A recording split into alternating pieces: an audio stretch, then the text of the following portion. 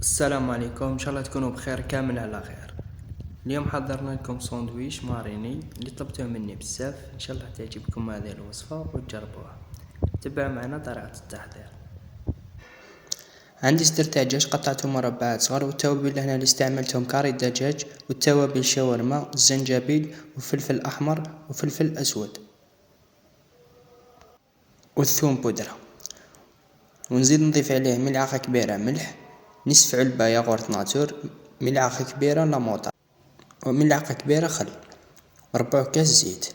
نمارينيه مليح، نخلط ونزيد نضيف عليه ملعقة كبيرة فلفل احمر حار اختياري. نماريني الدجاج تاعنا مليح ونغطيه ونخليه يرتاح 2 سوايع ولا 3.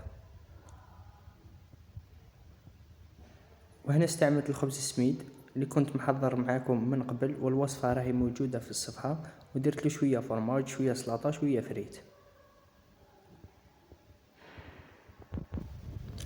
ونحط الماريني تاعنا يتقلى ونعمرو به الساندويتش.